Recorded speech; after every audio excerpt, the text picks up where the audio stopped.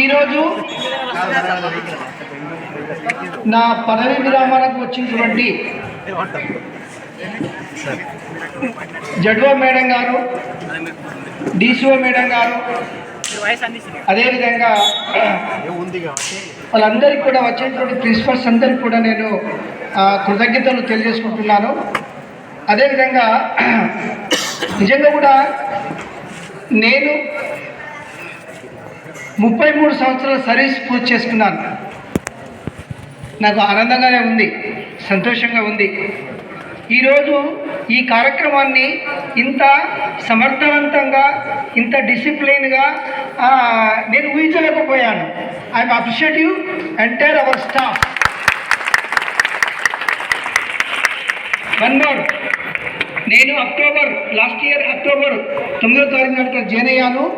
నిజంగా కూడా నేను ఇక్కడ జాయిన్ అయ్యే ముందు నాకు ఉన్నటువంటి ఉపేందర్ జైల్ మ్యాథ్స్ ఇక్కడ పనిచేసే వ్యక్తి, నాకు ఉన్నటువంటి ఇంటరాక్ట్, నా యొక్క దోస్తాను, నా యొక్క జాన్ జిగిరి జబ్బ, మేమంతా చాలా కలిసి పనిచేసిన వాళ్ళం అనే ఉపేందర్ సార్ ఒకటే అన్నాడు, నాకు గ్రేడ్ 1 ప్రిన్సిపల్ వచ్చింది చిచ్చా అంటాం, మేము ఫ్రెండ్లీగా చాలా క్లోజ్ ఉంటాం.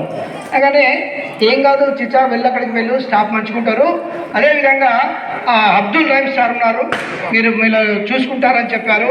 వాస్తవంగా నేను ఇక్కడికి వచ్చిన తర్వాత నాకు హెల్డర్ బ్రదర్లాగా కావచ్చు, లేకపోతే బెస్ట్ కొలీగ్గా నన్ను ప్రతి అనువనువున కూడా ఏంటంటే అబ్దుల్ రహీం చాలా చక్కగా నాకు సహకరించారు.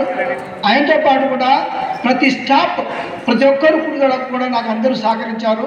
వాళ్ళందరికీ నేను ఏంటంటే మా మనస్ఫూర్తిగా పేరు నాకు కృతజ్ఞతలు తెలియజేసుకుంటున్నాను.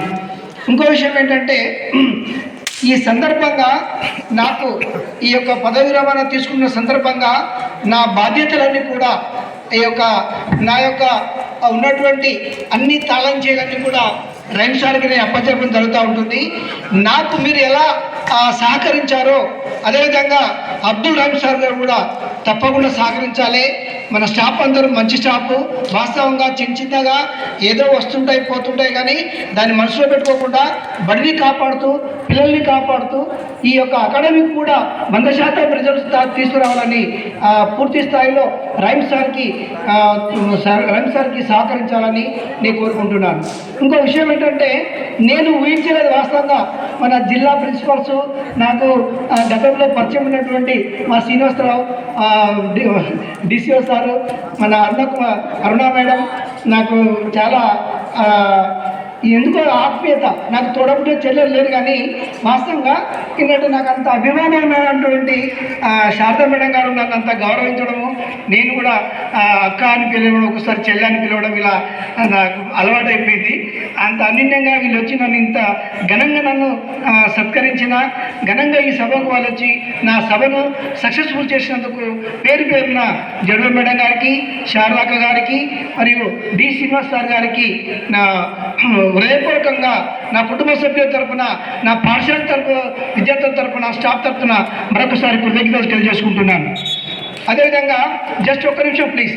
అదేవిధంగా ఇంకోటి ఏంటంటే ఈ యొక్క నా రిటైర్మెంట్ సందర్భంగా మళ్ళీ ఇంటర్మీడియట్ ప్రియమైన విద్యార్థులు, 10th క్లాస్ ప్రియమైన విద్యార్థులు మళ్ళీ ఈ ఆసిఫాబాద్ కళాశాలకి జూన్ 1లో ఫస్ట్ పేరు ఆసిఫాబాద్ వస్తుంది.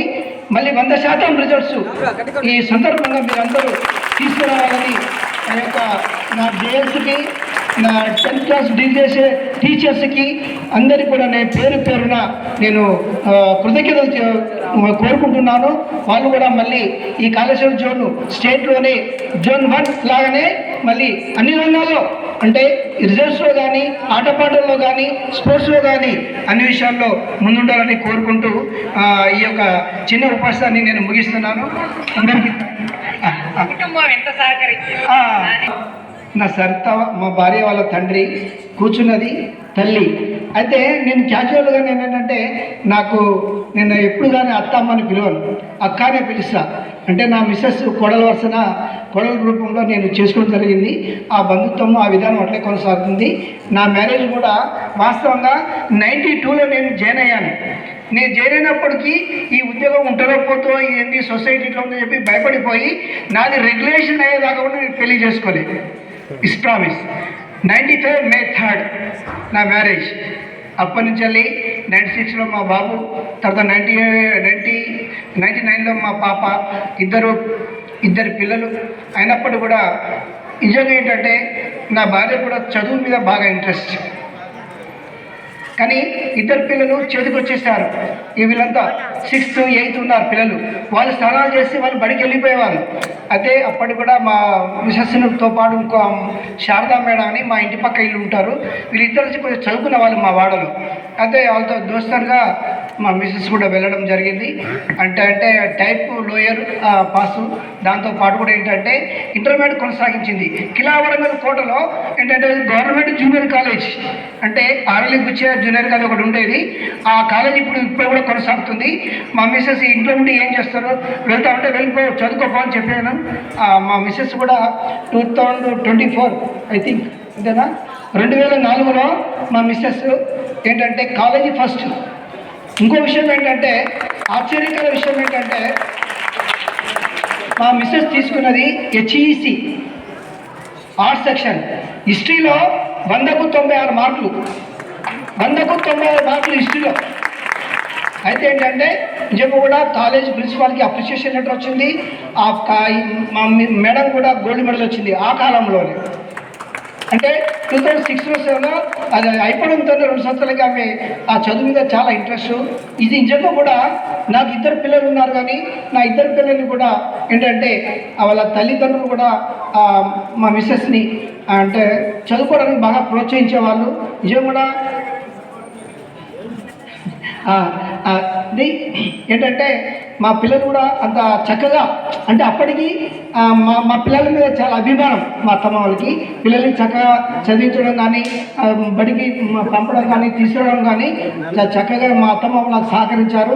వాళ్ళకు కూడా నేను ఈ సభాముఖంగా వాళ్ళందరికీ నేను కృతజ్ఞతలు తెలియజేసుకుంటున్నాను. అయ్యా ఒక మా జీవన విధానం ఇలా జరిగింది. అదే ఎప్పటికీ ఆల్రెడీ హయ్యర్ పాస్ అయింది కాబట్టి నవోదయలో ఉద్యోగం వచ్చింది. నవోదయలో జూనియర్స్గా ఉద్యోగం రావడంతోనే ఆమెకి ఏంటంటే ఈ ఉద్యోగం ఏంది ఇది ఏంటంటే non zonal Rajahmundry, east Godavari, west Godavari ఏం పోతామని చెప్పేసి అప్పటికి ఈమె జాబ్లోకి ఎంటర్ అయ్యే ముందే బీఎడ్ అయిపోయింది. బీఎడ్ తర్వాత ఎంఏ ఎస్డిఎల్స్లో ఎంఏ ఇంగ్లీష్ చేస్తూ జాబ్ అయినాక చేస్తూ పాస్ అయింది. SDLC Kakatiya university, SDLC Ambedkar university, ఎస్డిఎల్స్లో చేయడం జరిగింది. అదేంక మళ్ళీ ఆ నవోదయ ఉద్యోగాన్ని వదిలిపెట్టేసి ఈ బీఎడ్ ఉంది కాబట్టి మెథడాలజీ ఇంగ్లీష్ ఉంది కాబట్టి అంటే 2018లో ఈమె మన తెలంగాణ గవర్నమెంట్ అప్లై వచ్చిన తర్వాత తొలి నోటిఫికేషన్ ఇచ్చారు. 2018లోనే డైరెక్ట్ టీజీటీగా మా మిస్సెస్ సెలెక్ట్ కావడం జరిగింది. అదే స్టేట్లో కూడా ఏంటంటే ఈ కేటగిరీలో చూస్తే 4వ ర్యాంకు, స్టేట్లో 4వ ర్యాంకు మా మిస్సెస్ది. ఇక దీంట్లో వద్దు అంటే వినకపోయేది. అంటే చేస్తే నేను టీచింగ్ ఫీల్డ్కి వస్తా అని చెప్తే సరే నీ ఇష్టం అని చెప్పేస్తాను. ఇక పోయి మన సొసైటీలోనే అంటే సటర్జీలో పడ్డట్టే అనిపిస్తూ ఉంది నాకు కూడా. ఎనియో మా అక్క ఇది నా స్టోరీ.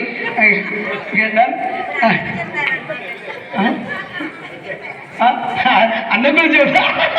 అన్న మా వాళ్ళు అన్న దగ్గర పనిచేశారు. థ్యాంక్ యూ నాన్న. ఈ అవకాశము ఇంత చక్కగా నిర్వహించినటువంటి నా స్టాఫ్ అందరికీ, నా విద్యార్థులందరికీ, నా కుటుంబ సభ్యుల తరఫున,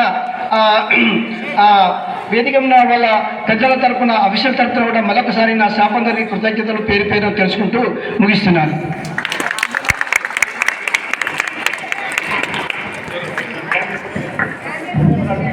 thank you very much sir. ఇద్దరు కూడా చరిత్రని చదవడం